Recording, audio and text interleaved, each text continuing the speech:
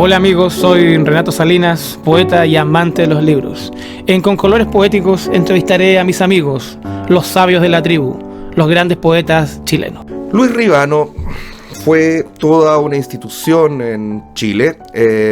Él tenía una de las librerías de viejo más importantes y con verdaderas joyas de la literatura, primeras ediciones, etcétera, etcétera. Fue además un escritor sobresaliente tanto en cuento, poesía y sobre todo teatro, es lo que más se le recuerda y se han puesto en escena sus obras. Luis Ribano era conocido por el Paco Ribano. Paco no porque se llamara Francisco, sino porque en Chile a la policía uniformada, que se llaman carabineros, los chilenos les decimos pacos. Él era carabinero, por tanto era conocido como el Paco Ribano, quien después de escribir una obra de teatro, me parece, tuvo que salirse porque Carabineros no lo iba a dejar publicar. Y bueno, eso pasó. Bueno, no pudimos entrevistar a Paco Ribano porque él pasó a mejor vida hace algún tiempo. Sin embargo, su hijo, Octavio Ribano, es un fiel, ¿cómo llamarlo? Un tipo que sigue en la dinastía Ribano, que tiene esta librería y que a su vez tiene estas joyas. Y así fuimos con Renato Salinas a su librería a entrevistar a Octavio Ribano. Mire, patrón, yo con todo respeto, como le corresponde a un trabajador obligado que soy, quiero hablar con usted, patrón, unas 4 palabras. No vaya a creer que fue fácil decidirme, patrón. Me costó hartazo atreverme a venir. Y como fui poco a la escuela, soy recontra malo para organizar la pensadora. Y si no fuera porque en la guardia me pulieron, sería tan analfabeto como el Ramón de la Chichería. Y en la guardia no solo me enseñaron de letras, patrón, también aprendí a manejar los motorizados. Y si no fuera por eso, yo no sería, patrón, el mejor tractorista que hay por estos lados. Y vine además, patrón, porque nadie va a atreverse a decírselo. Y después de todo, patrón, con todo respeto, usted y yo nos venimos conociendo desde que éramos guainas. ¿Se acuerda, patrón, cuando la finadita patrona, la señora Mayre de usted, le decía a mi vieja que me mandara a mí para las casas porque usted, el patrón chico, iba a llegar de la capital? Y entonces yo le preparaba la yegua campeona, esa yeguita corralera que el patrón había comprado en la feria de Melipilla. Y usted se había tan rentaquillado con sus trajes de guaso que las chicuelas del fondo, al verlo pasar, decían: "Sí, parece un guasito de juguete el patrón chico". Además, fue por usted, patrón, que mi taita me dio la primera frisca. ¿Qué se va a acordar usted? Usted me dijo que le enseñara la yegua porque se le había antojado correr a la chilena. Conti más que el patrón tenía prohibido que abusaran de la corralera. Y la carita que puso la patrona cuando lo vio llegar todo revolcado. Y yo detrásito de usted, asustado y como pollo entumido, arrastrando a la campeona de las bridas. Hay tantas cosas, patrón, que nos amarran, que por eso me animé a venir a verlo, porque quiero que usted sepa y le ponga atajo a las murmuraciones. A lo mejor las cosas podían haber pasado de otra manera, pero el cristiano propone y el patrón de arriba dispone. Su señor padre, a quien Dios tenga en su santa gloria, como dice mi abuelita Zoila, quería que usted, patrón, desde guainita agarrara la rienda y administrar el campo. Todos los inquilinos respetábamos y queríamos a la patrona, que era como la madre de todititos nosotros. Pero nos costaba entender por qué porfió tanto. Se lo digo con todo respeto, patrón. Usted perdone, pero hay que ser franco. Le digo que porfió con su señor padre de usted hasta que consiguió meterlo a estudiar en la capital. No lo va a creer, patrón, pero desde entonces que usted fue cambiando. Ya no llegaba y me decía: "Juanucho, andá y ensillate la corralera y vamos a tirar las perdices para el lado de los fundos de las pataguas". No, ahora llegaba hablando en juche y con traje de esos que hacen en la ciudad. Nunca más agarró una herramienta para venir a darnos una manito en la faena. No lo veíamos casi nunca en el campo montando el alazán que su señor padre le compró aquel año que estuvo buenazo el rin de la tierra y cuando las autoridades no controlaban el precio del trigo.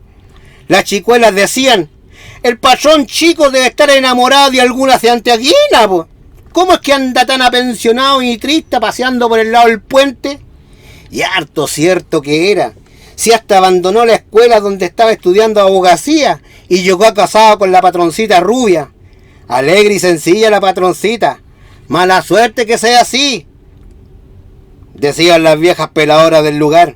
Claro, ellas no podían entender que la patroncita fuera alegre y le gustara recorrer los sembrados y le buscara conversar los gañanes mientras trabajaba en la recolección de tomates. Claro que era un poco achiquillada la patroncita rubia. Con decirle, patrón, que un día que yo estaba afirmado junto a la noria, la patroncita que venía jineteando el alazán, me lo tiró encima. Casi me morí porque lo frenó chantadito, como si la patrona fuera experta corredora en vaca y yo apenas el miserable nodillo del rodeo. ¿Te asustaste, Juanucho?, me dijo. ¿Y para qué vaya a negárselo, patrón, si yo pegué el manso salto cuando vi la bestia encima? Buen dar con la alegre que es la patroncita. Pero usted, patrón, siempre ha sido tan derecho que no es justo que la gente ande por ahí hablando mal de usted. No, si toititos sabemos que es inútil amordazar a las malas lenguas. Jamás paran cuando se ensañan con un cristiano. Pero hay una forma de ponerle atajo a la maledicencia, patrón. Matar la perra para cortar la leva. Por eso me atreví a venir a decírselo. Usted tiene que salir a pelear, patrón. Sí, ya sé, patrón, que me va a decir que ahora los tiempos no son los mismos. No como antes, que los hombres se trenzaban atajos por cualquier lecera. Ya sé, patrón, que usted piensa de otra manera. Un hombre que usa ropa fina no puede pensar lo mismo que un gañán que calza ojotas. Pero quiere que le diga, patrón, con todo respeto, por muy educado que usted sea, no puede dejar que la patrona ande de boca en boca.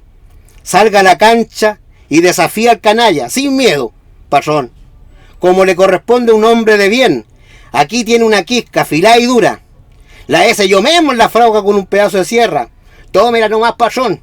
Es bien balanceada y el mango se amolda la mano como si uno hubiera nacido con la quisca agarrada. Tiene que pelear nomás, patrón. Nadie desde el fondo debe andar chismeando que a usted lo gorrea la patrona. Olvide todo lo que enseñaron allá en la escuela de abogacía y salga al patio. Empuñe esa quisca. Vamos a pelear los dos, patrón. Yo me acosté con ella. Hola amigos, bienvenidos a Con Colores Poéticos, hoy con un representante de esta mítica dinastía de libreros ya legendarios de San Diego, una familia con intelectuales, filósofos, dramaturgos y escritores de primerísima línea en Chile. Y un amigo, Octavio Ribano, gracias por recibirnos acá en tu templo, rodeado de la energía de tantos libros, querido amigo. Gracias por recibirnos. No, todo lo contrario, muchas gracias a ustedes también. Muchas gracias por haber pensado en mí, en la familia. Claro. Octavio, incluso cuando promocioné esta entrevista desde Suiza, gente joven me preguntó que quisiera que hablara contigo de algunas preguntas, que tus recuerdos de cómo tienes las primeras nociones de los libros en tu vida, ¿cuáles eran? Bueno, las primeras nociones empiezan 50 años atrás. O sea, yo tenía 10, 12 años. En donde yo entre colegio en las mañanas y en las tardes iba a la librería en San Pablo, entre Almirante Barroso y Riquelme, 1739, todavía me acuerdo hasta el número, lo tengo grabadito. Era eso, o sea, los primeros pasos era eso, salir del colegio, en básica estamos hablando, claro. Yo en ese tiempo, en esa época era básica, yo terminaba el colegio, almorzaba en la casa y me iba a la librería San Pablo. Y en la noche llegaba, qué sé yo, me acostaba el otro día al colegio, llegaba a almorzar de nuevo a la librería. Eso era lo primero, hasta pasar después la enseñanza media, que pasé a un liceo industrial, el cual no me fue tan bien. No me fue tan bien por lo mismo, por este trajín de ir al colegio, al liceo industrial en esa época, la arte gráfica. Y entre ese trajín, entre ir al colegio, ir a trabajar, llegó a torcer la vida, a cambiarla a los libros. Entonces yo opté por los libros nomás. Además que mi padre nunca tuvo un mayor interés de que sus hijos estudiaran. Él quería más que aprendiéramos con él al lado, a que nos enseñara otro profesor, otras... No sé, esa era la noción de él. Además que no teníamos un apoyo económico como para sustentar a 6 cabros, pacos jubilados, sin ni uno. Entonces era como obligado ir a ayudarlo a él. Claro. Entonces todos nuestros hermanos, todos mis hermanos, tomamos ese camino.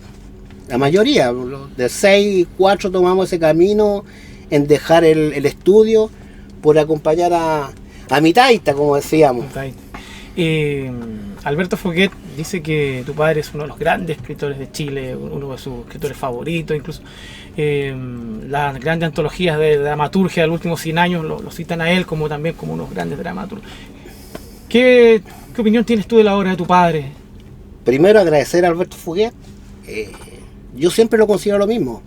Yo, sin ponerme la camiseta, y yo conozco mucho de literatura chilena, yo creo que mi padre ha sido uno de los grandes autores, y más sobre por el hecho de ser autodidacta. Claro. Mi padre es un autodidacta, una persona que también llegó hasta por ahí en los estudios normales de uno, hasta octavo básico que lo alcanzó a estudiar, y todo lo que él forjó es autodidacta. Entonces yo lo considero un gran autor. Tú acabas de leer ese cuento, claro, que es un poema. Es un poema, es un cuento, pero extraordinario. Sí, muy bueno. Bueno, eso él lo escribía, y además yo lo conocí tanto, mi papá, hicimos tantas cosas juntas en la Universidad Mayor, por ejemplo, en la feria de la Universidad Mayor, en donde yo expongo, hago exposiciones. Entonces a mí se me ocurría una exposición, y yo le decía, papá, tengo esta idea. Entonces él me decía, perfecto, ¿tenía este? Sí lo tengo. ¿Tenía este? Sí. Y podríamos ocupar este para las fichas. Sí, también había pensado, pero veámoslo con este otro. Y hacíamos algo. Pero ¿sabes lo grande de él? Es que yo llegaba y le decía, ya, papi, necesito el escrito. Yo me lo hacía, pero... Claro. En un segundo me hacía, así va a ser el escrito. Y lo terminaba. Entonces, yo lo conocí en esa etapa. Nosotros cuando niños, muchas veces todos estos cuentos, este último no, pero lo otro, el ruso de los cuchillos, el menú de Oreste, qué sé yo, muchos de esos, antes de pasarlo a la imprenta, él nos juntaba a todos en el departamento de San Joaquín y nos leía los cuentos. Y después de eso, él decía, ya, perfecto. Veía primero qué impacto tenía en los hijos, claro. para él decidirse, muchas veces.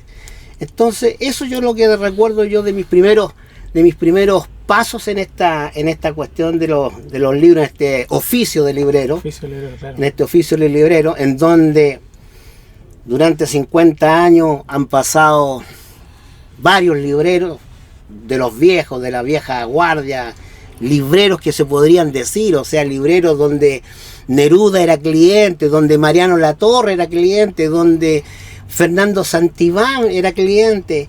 Ese tipo de librero estamos hablando, de ese tipo de librería. Claro. Y tu padre ganó el respeto de los grandes intelectuales y escritores chilenos. Mi papá, la gracia de mi papá es justamente como él leía mucho, siendo carabinero, y antes de ser carabinero, él leía mucho.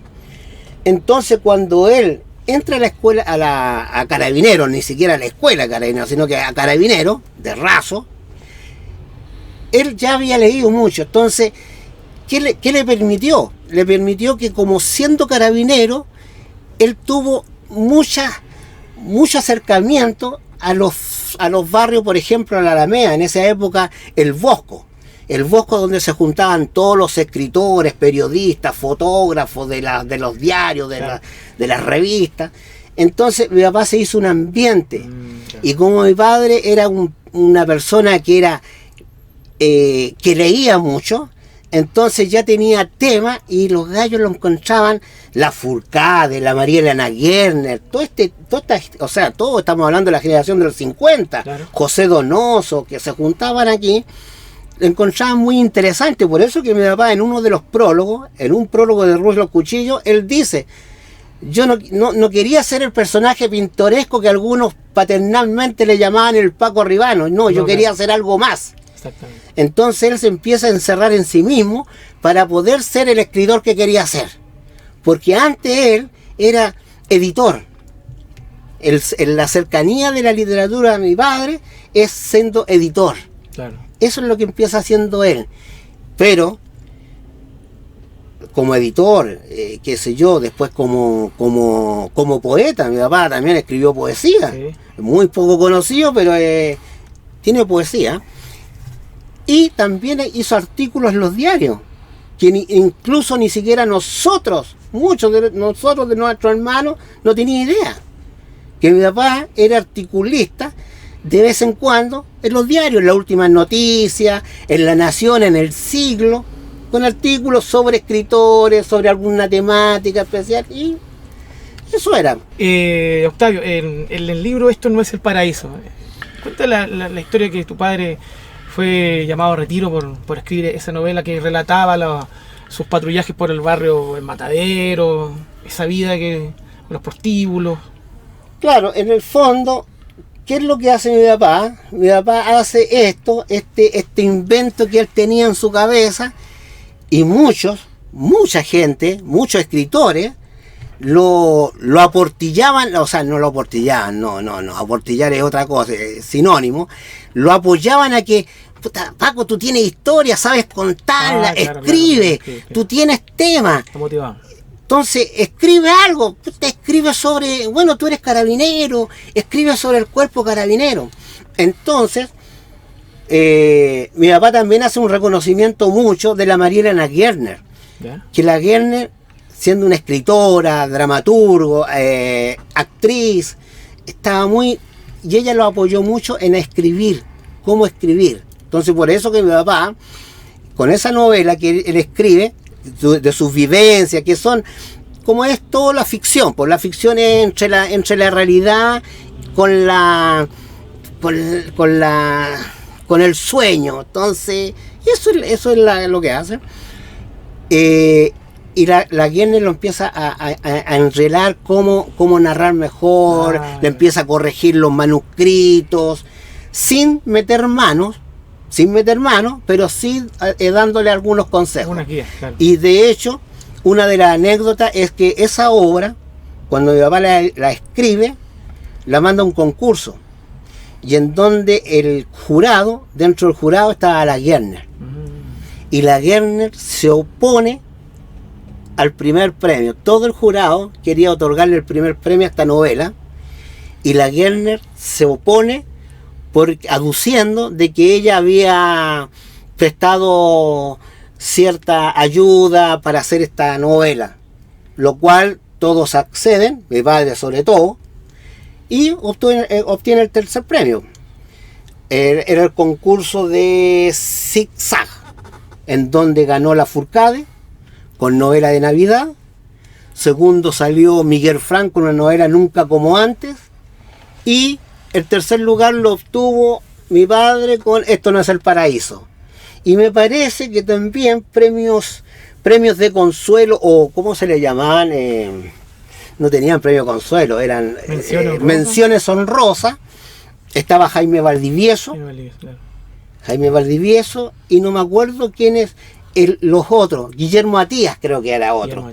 Guillermo Matías con un día... Pero Zigzag no le pidió a tu padre hacer ciertas correcciones para publicar. Le pidió, exactamente. O sea, la editorial manda los originales al cuerpo carabinero para que le echaran una revisada, qué sé yo. Cuerpo carabinero les dice sí, pero hay que hacerle algunas cosas. Esto se lo dicen a mi padre le dice, si ustedes no me publican esto, no se publica, y lo publico yo. Claro. Y entre eso y eso, nosotros pasábamos hambre, pues. Claro. Ese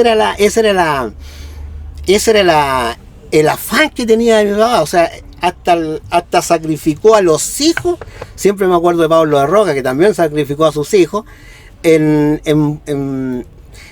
cuanto sea en desmedro, en poner a echar a correr sus sueños. Claro. Y sus sueños se le hicieron bien, pues él estaba en lo correcto y se dio.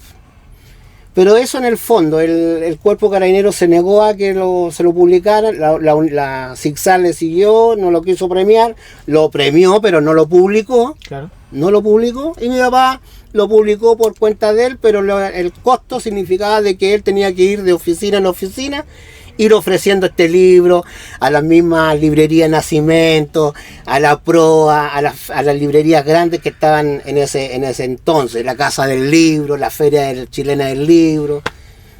Eso es más o menos. ¿Y ahí tu padre quedó desvinculado, como elegantemente se dice, de carabinero? Claro, o sea, eso le significó el dado de baja. dado de baja, pero no, que de hecho a mi papá le pedían la renuncia. Y eso de la renuncia le significaba que no le iban a llegar 30 lucas mensuales. Claro.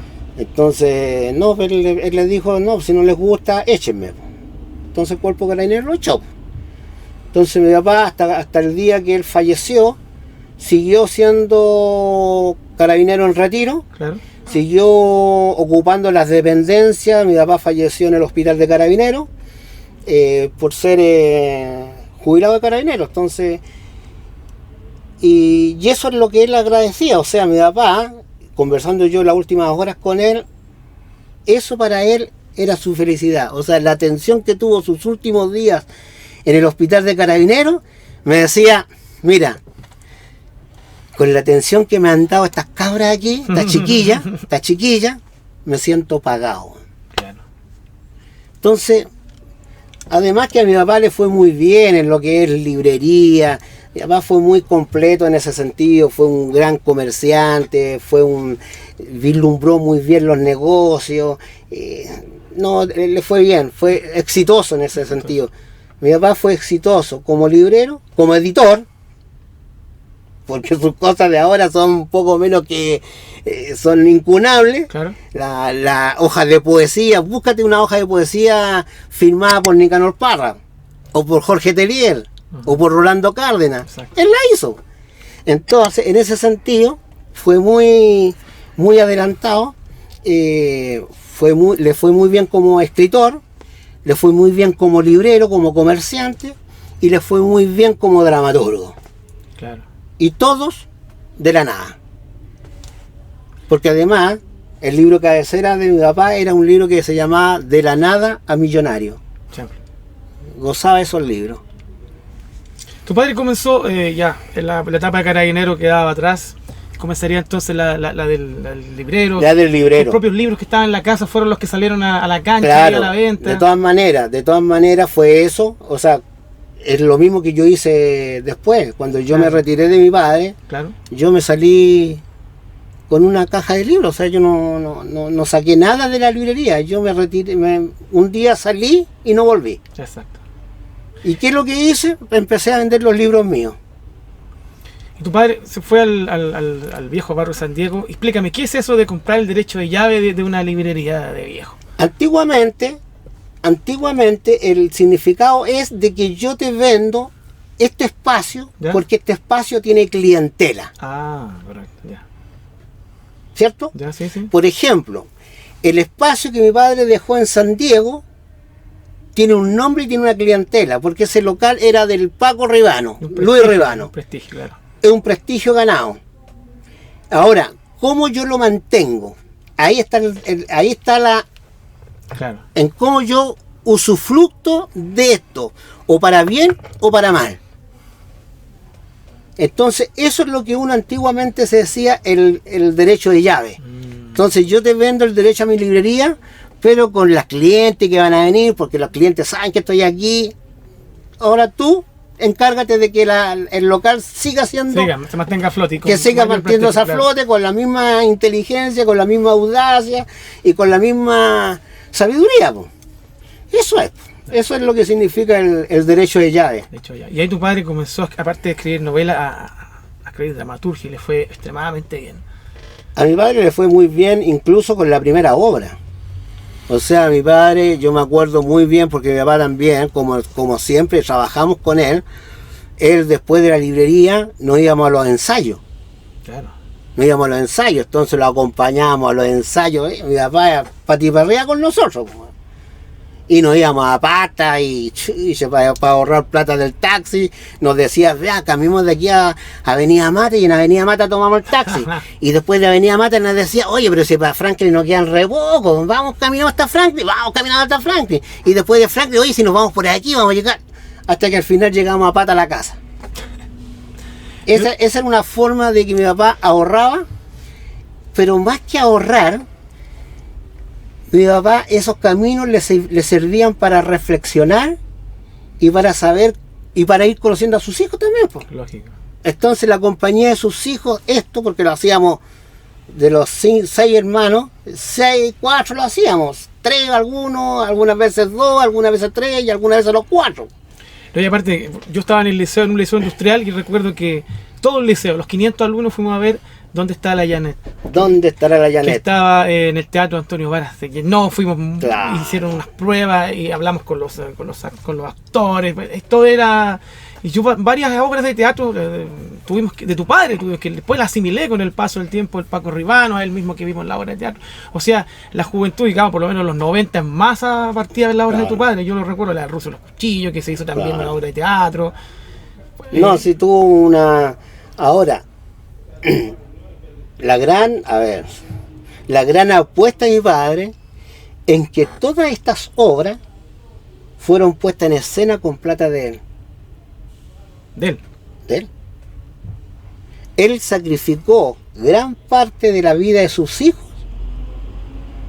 apostando a esto, A ganador. apostando a ganador, hasta tal punto que cuando él hace la primera obra, nosotros veníamos en el mercado persa, y un día que veníamos por la calle, y de hecho él lo comenta, lo ha dicho en varias partes, veníamos caminando y de repente se escucha un tango. Y él ya había pensado en la obra, pero el tango como que le dijo, esta es. Y nos paró a nosotros andamos con un carro, yo tengo unas fotos por ahí que algún día te las puedo mostrar. Claro. Teníamos un carro como de esas que usaban en los hospitales, bueno, así, y acarreábamos los fierros, bueno, todas las cajas con libros, con discos, con fierro, todo. Pues, y aparte, todo lo que podía duplicarse, hecha, negocio, todo lo que sea negocio, ya listo, esta cuestión me costó lucas y lo puedo vender en 2 o en 3, negocio. Entonces nosotros vendíamos discos, fierro, cristalería, obras de arte, cualquier cosa, hasta acordeón tuvimos una vez. Hasta tal punto que una vez tuvo un cambio, una persona, nosotros teníamos una bicicleta y la persona que quería la bicicleta tenía un acordeón. Entonces le pasó el acordeón más una plata por la bicicleta. Después llegó otra persona y no me acuerdo qué cosa trajo y le dio lo que trajo, le dio eso más plata y se llevó el acordeón. Entonces con ese acordeón le hacíamos harto rato porque eran trueques. Entonces todo lo que era negocio era factible. Compra, venta, intercambio, permuto, arriendo, préstamo. Todo. ¿Tú fuiste a ver muchas de los montajes de la obra? Casi todas. Casi todas. ¿Cuál Casi es todas. la que más te impactó? La que más me impactó a mí fue el Ruso de los Cuchillos. Sí. Y me sigue impactando. Después creo que sí Son parlamentos. Se hizo una A mí versión, son parlamentos los que me impactan, claro. porque son parlamentos que de una u otra forma nosotros los vivimos en carne propia. Claro. Entonces hay zonas en que sentimos nosotros el papá, la familia. Claro.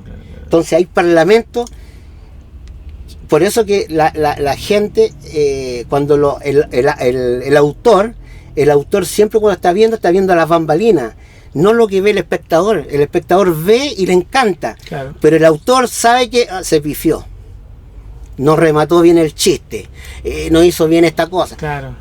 Eso no lo ve el espectador. No. Entonces, dentro de ese contexto nosotros vemos parlamentos. Ya hay parlamentos que son muy cercanos a la familia, o a mi hermano, o a mí, o a mi madre, o al conjunto. Entonces, esos son los impactos. Y a mí me impacta mucho una escena del Ruso de los Cuchillos. Pum. Que después fue llevado a la televisión, en los cuentos chilenos. Y a tu padre parece que no le gustó mucho. No le gustó la forma que lo pusieron, porque te llamaba Rosicler. Esa fue, sí. te llamaba Rosicler. Y no le gustó tu padre. No le gustó la forma en que lo presentaron como cuento chileno, no lo presentaron con la crudeza que mi padre siempre le apuesta a las horas, porque mi papá le pone, si bien es cierto, le pone crudeza, también le pone ritmo de risa, es cómico, tiene todo, las obras de mi papá tiene todo. Tú vas a una obra de mi papá y lo más probable es que llores, lo más probable es que te rías, y lo más probable es que te cagues de la risa. Claro. Porque tiene esa. Pero ninguna de las obras de mi padre es reírse por reírse. No, tienen un contexto. Está muy bien entablado la risa ahí. Tu padre tenía una afición por los tangos. Siempre, y nosotros también. También. Nos inculcó eso. Mi papá llegaba en la noche, qué sé yo, llegaba a escribir y lo primero que hacía era poner tango. Y mientras nosotros tratábamos de dormir para ir al colegio al otro día en la mañana, nos dormíamos entre tango, y al otro día no nos queríamos levantar. Claro. Entonces, pero eso nunca a mi papá le preocupó, no le preocupó las notas nuestras, no le preocupó de que fuéramos al colegio, no le preocupó porque mi papá siempre, hasta siempre, o sea, siempre él fue una persona que estaba totalmente abocada a que iba a sacrificar una generación, que era la nuestra, en desmedro o en recuperar la de los nietos, claro, si era posible. Nosotros no podíamos, si es que podíamos salvarnos, qué bueno, pero él iba a sacrificar los hijos por los nietos, porque la miseria que pasó mi padre y la miseria que pasamos nosotros fue harta. Entonces eso a él lo tuvo muy complicado toda su vida. Por eso que una de las razones es que cuando él fallece no deja nada escrito, porque todas las cosas, todo lo que se hizo fue entre los hermanos, entre el padre, entre la familia. Entonces no podía decir, ya, el auto que tengo parado en la esquina es para tal. No podía, era todo de todo. Entonces él se sentía como obligado en eso. Sacrificó a los hijos por sus nietos. Algunos se salvaron, otros no. El camino los dice. El diario La Tercera publica en el año 2004 Paco Ribano su postura política incorrecta. ¿Qué opinas tú de eso? Mi papá es un libre pensador. Claro. Mi papá yo te voy a decir, mi padre se costeó toda su vida. Nunca le pidió plata a nadie. Nunca. Mi padre todo lo que hizo o eran ayuda de amigos muy amigos. Claro. Muy amigos. Yo podría contarte una infidencia, pero ¿para qué? Pero o son muy amigos que le facilitan. En el fondo mi papá no le gastaban plata. Mi papá, que nosotros lo sabíamos porque mi papá nos contaba todo. Mi papá muchas veces en estas reuniones que se hacían en el Bosco, en el Negro Bueno, a mi papá le decían, Paco, no, si no puedo porque tengo que llegar a la casa. Claro. No, pero es que quédate un rato, es que si me hacen 5 lucas, yo me quedo. Claro. Pero tengo que llevarle algo para la casa. Ya, bueno, yo entre qué sé yo, por nombrar nombres, no sé quién estaban, pero estaba Telier, estaba Rolando Cárdenas, Teófilo Sí, Enrique Lafourcade, toda la gente que se juntaba, le juntaban, qué sé yo, 500 pesos, bueno, ya, bueno, hagámosle las 5 lucas al Paco, bueno, hagámosle la cucha, y se quedaba. Pero él seguía con plata.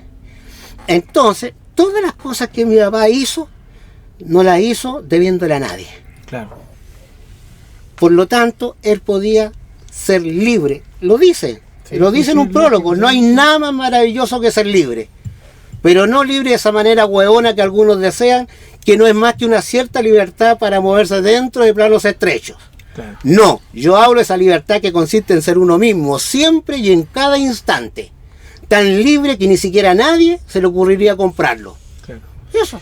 Si tuviera... Entonces, en ese sentido, mi padre puede haber apoyado, por ejemplo, se le ha condenado a mi papá porque apoyó a Pinochet. El modelo económico de Pinochet, mi papá siempre lo apoyó. Siempre dijo. Ahora, que se mandó cagar, claro que se mandó cagar. Y se mandaron cagar los otros, y se mandaron cagar esto, y también me mandó cagar yo. O sea, todos nos mandamos cagar, pero mi papá siempre apoyó el modelo económico. Y eso nos sacó de la mierda. Claro. Simplemente eso. Tu padre está, bueno, ya lo dijimos, de la antología del siglo XX de dramaturgia chilena 1910-2010, entre las 40 mejores obras teatrales chilenas de los últimos 100 años. Qué bueno, a los jóvenes que están viéndonos, porque hay gente que nos está viendo en Suiza, en Argentina, en México. Qué bueno. Si tuvieran que conocer a Paco Ribano, ¿qué obra, qué libro les recomienda a los muchachos que...? Primero, yo creo que hay que conocer a mi papá como un libre pensador. Claro. No hay que tildarlo de ninguna otra forma. Mi papá es un libre pensador. Libremente. Ahora, de las obras, como yo te digo, para mí una de las grandes es El rucio de los cuchillos. Claro. Pero hay otra bien grande que es Por sospecha, que son 3 detenidos en un calabozo. Ya. Mira, todas las obras de mi papá tienen algo de esta cosa social, de donde nos movemos íntimamente, Claro. donde los buenos también son malos y donde los malos también son buenos. Todos tienen cuerpo y alma. Claro, aquí lo dice Fouquet. Dice su prosa pasada, cuchillos oxidados, sangre, sudor y lana mojada. Lo dice completamente. Claro. Hay un amigo que, Franco Barbato, que nos estás viendo allá en Zurich, que me pediste que a mi amigo le hiciera la siguiente pregunta. La obra que más, tu padre, de los libros que más quería, la que le daba mayor valor. Bueno, a mi papá siempre le dio mucho valor un autor. Ya. Un autor dentro de tanto, porque mi papá cambiaba, tampoco era muy lineal, o sea, él leía a Werner Sombart, el burgués, como leía a Kurt Senil en economía, Claro. pero dentro de todo, el autor que mucho lo inspiró a mi papá, o que lo movía, era Panaitis Strati, Ya. un autor rumano que escribió Kira Kiralina, Los Carlos del Baragán. A él porque también viene de la miseria. Es un autor que viene de la miseria, que es un pintor de brocha gorda, Claro. y que también tiene esta idea de escribir, de contar su vida, su vivencia y cómo hacerlo, y le escribe a Romain Rolland, y Romain Rolland no le responde porque no encontró las cartas. Entonces, pero mi papá en el fondo, yo creo que gozaba con Ignacio Silone, le encantaba Ignacio Silone, pero yo creo que el que más, incluso a nosotros nos recomendaba, nos hacía leer Panaitis Strati. Yo he leído todo lo de Panaitis Strati gracias a él, pues, o sea, eso es uno de los autores que a él que le enseñó mucho. Le enseñó mucho, porque tiene sobre el amor, sobre todo. Incluso hay un libro que hace una compilación de todo, los nombres, las bondades y todos los extractos de sus obras en donde está incluida la bondad, Claro. el amor, todos los extractos de las obras en donde está insinuado el amor hacia el prójimo. Entonces, eso. El mismo muchacho que está 6 horas adelantado a nosotros, pero 6, van a ser 5 luego. ¿cómo Augusto Pinochet llegó a la librería y se convirtió en un gran comprador de libros de tu padre? Mira, primero voy a botar esa imagen errónea. Ya. Lo que pasa es que mi padre y nosotros, porque yo tampoco me voy a menoscabar, nosotros, mi hermano, yo, fuimos grandes libreros, somos grandes libreros. Claro. Y acumulamos muchos libros, pero no por el placer de ser capitalistas, ¿no? Era porque los libros necesitan espacios. Claro. Para ser un buen librero tú tienes que tener harto libro. Lógico. Como necesitas tener harto libro, necesitas muchos espacios. Por lo tanto, necesitas comprar bodegas, ojalá bien baratas, para poder guardar estos libros. Entonces, ¿qué es lo que pasa? Que nosotros fuimos libreros muy importantes en la cantidad de libros que atesorábamos y en la calidad de libreros que éramos. Claro. En lo que sabíamos. Entonces, cuando llegó el momento de que Pinochet, dentro de su trabajo que tuvo que tener, él necesitó leer libros Lógico. para interiorizarse el problema comunista, el problema social, la CUT, los movimientos sociales, todo lo que era referido a los temas chilenos en sociología política, Claro. independientemente de quién fuera. Entonces, cuando él necesitó esto, ¿a quién recurrió? A la persona que tenía más libros, ¿no? Exactamente. Y ese era Luis Ribano. Entonces, cuando llegó, no llegó él llegó en estafeta.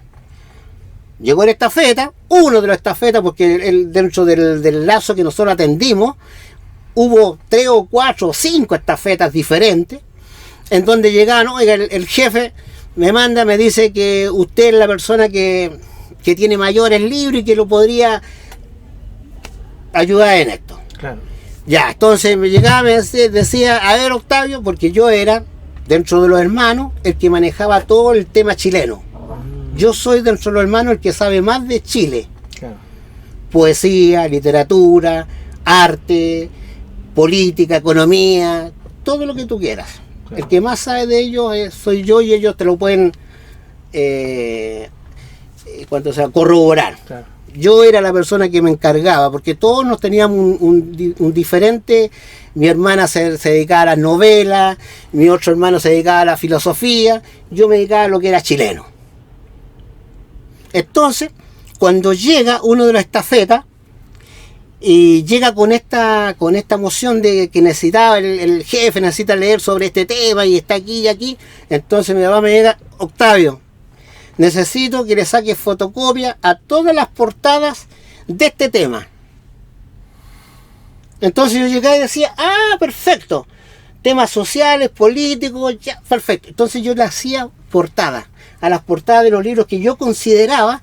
Yo le decía a mi papá, papi, tengo todos estos libros. Perfecto, ya, esto mandémosle la ficha, la portada del libro. Claro.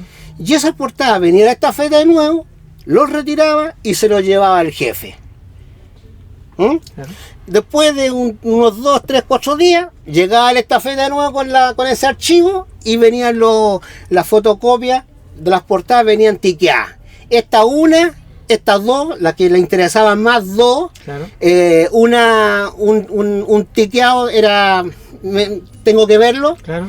y una X no, porque lo tenía, porque no le interesaba, qué sé yo.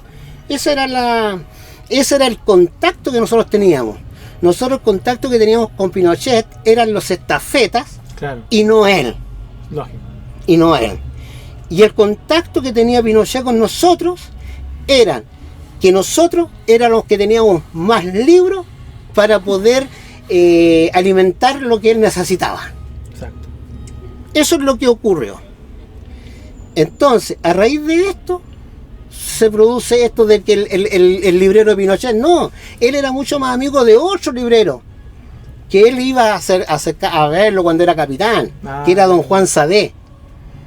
De hecho, la única vez que fue Pinochet a la galería, que más encima lo llenaron de garabatos y de putear, fue a la librería de Juan Sadé, no fue a la librería de mi padre, no fue a la librería nuestra, fue al frente donde don Juan Sadé. Pero sí, el viejo tenía conocimiento quién era Luis Ribano, quién era sus hijos, o sea, sabía él perfectamente que Luis Ribano trabajaba con los hijos y que era la persona que más sabía de literatura, de libros chilenos y como librero. Punto. Eso era.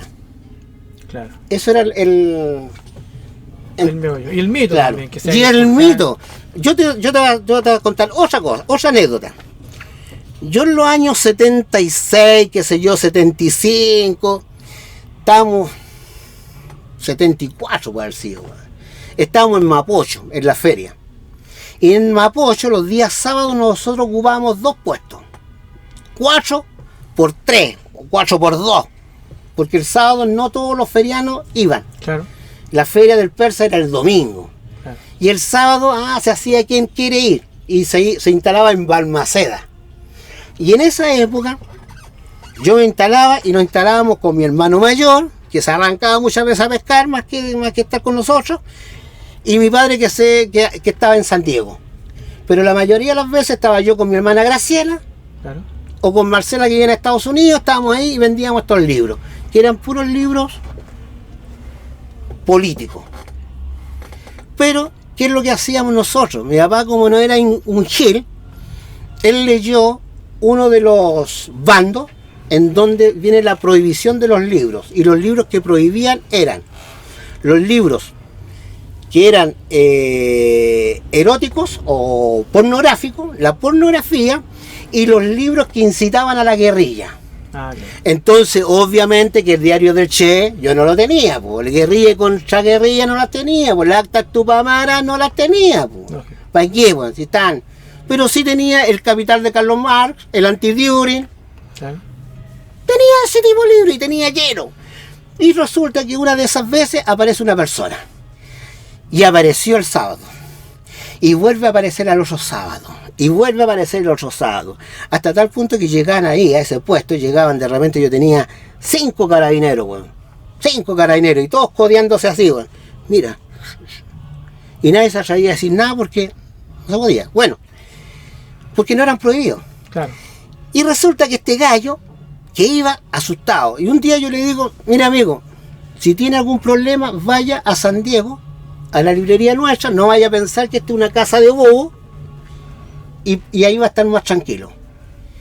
Y el hombre no fue esta semana, no fue la segunda, y como a la tercera o la cuarta, aparece. Y aparece en el local. Y de repente ve el local 111 y 112, que teníamos los dos locales arriba, y se mete y ve este búnker de libros que nosotros habíamos adquirido en la famosa CLAR, la librería de las ciencias sociales, en donde comprar esa cantidad de libros era de una estupidez y de una,